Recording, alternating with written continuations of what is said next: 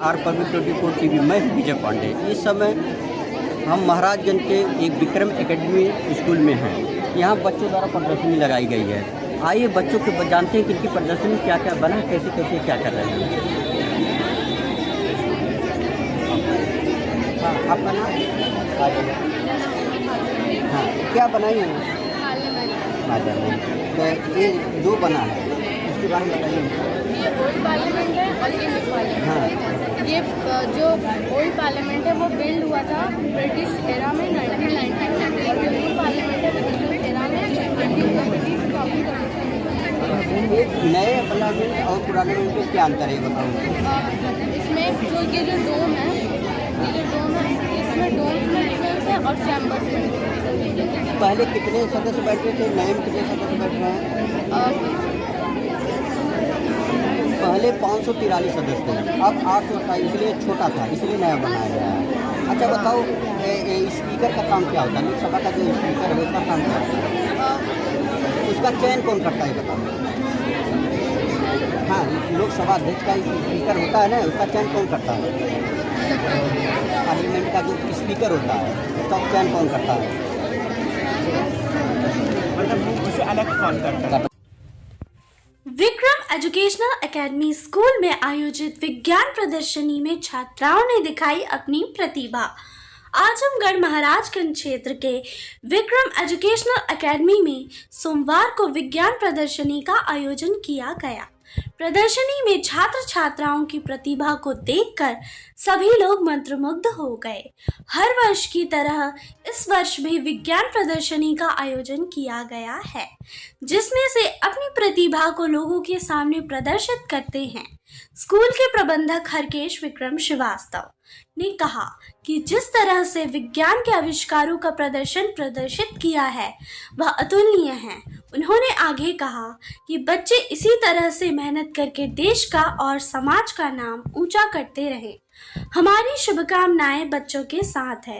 इस अवसर पर संस्था के प्रबंधक हरकेश विक्रम श्रीवास्तव, बच्चे और गार्जियन भी मौजूद रहे।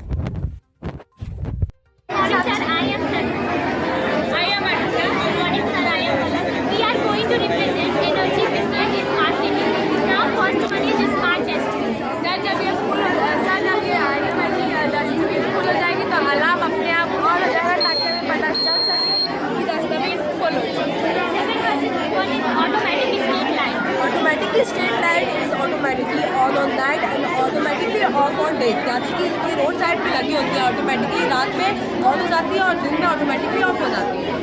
Third one is wireless car charge. Wireless car charging आने वाले फ्यूचर में हमारे पास इलेक्ट्रिक गाड़ियाँ होंगी और बिना पेट्रोल डीजल के चलेंगी।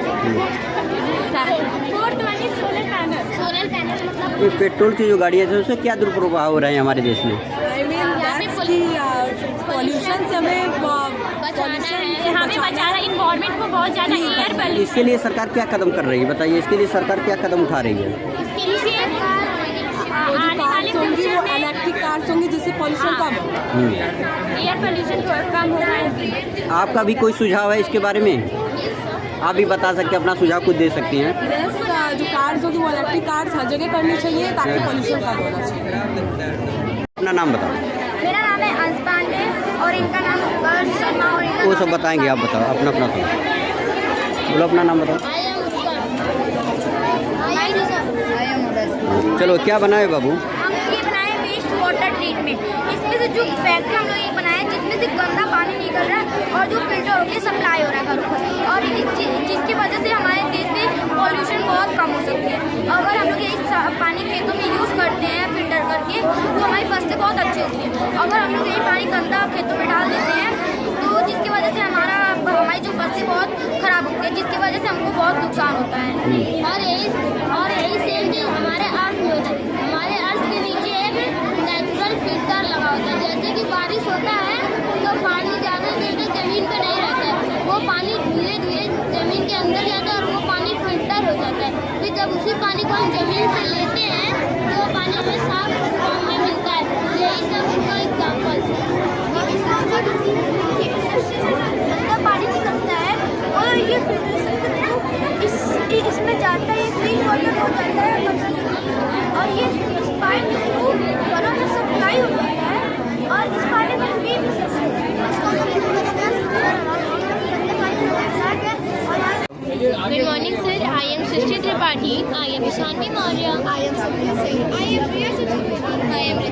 We are the student of Standard 7. We are gathering here with our project which is carbon purification. Carbon purification एक ऐसा मेथड होता है जिसमें एटमॉस्फेयर में जितने कार्बन होते हैं उसमें से कार्बन को सेपरेट किया जाता है और ऑक्सीजन को एटमॉस्फेयर में रिलीज़ किया जाता है। जैसे कि यहाँ पे आप प्रोजेक्ट में देख सकते हैं, फैक्ट्री से इंडस्ट्री से निकलने वाली कार्बन डाइऑक्साइड में से ये वेट कॉटन बेल्ट कार्बन को सेपरेट करता है और उसको यहाँ कंटेनर में स्टोर करता है। इसकी फुल प्रोसेस निशान भी बताएंगे। कार्बन को प्यूरिफाई करने के कई सारे मेथड होते हैं, लेकिन हमने जो मेथड यूज़ किया उसका नाम है carbonation. Dissolving of carbon in the form of carbon dioxide CO2 in water is called carbonation. This process form carbonic acid H2CO3. It is use in vinegar, baking powder, sensor tablet etcetera. ये carbon purification ये जो process है ये सबसे cheapest है और safest process है। Carbon को प्यूरिफाई करने के कई सारे प्रोसेस होते हैं, like thermal purification, chemical purification and electrochemical purification. हाँ सर, अपना परिचय बताइए सर। मैं हरिकेश विक्रम एजुकेशनल एकेडमी का मैनेजर। ये आपके स्कूल में आज प्रदर्शनी हुई है, इस प्रदर्शनी के बारे में बताइए ज़रा। एक तरह से क्रिएशन हो रहा है, बच्चों को सिखाया जा रहा है। साइंस का मतलब ही है, हिंदी में कहें तो विज्ञान आओ करके सीखें जी। तो जब ये करेंगे तो कुछ सीखेंगे तो आगे इनका विकास होगा, डेवलपमेंट होगा। और डेवलपमेंट जब होगा जब इनके अंदर जिज्ञासा डेवलप होगी। एक तरह से जिज्ञासु बनाने की कोशिश है।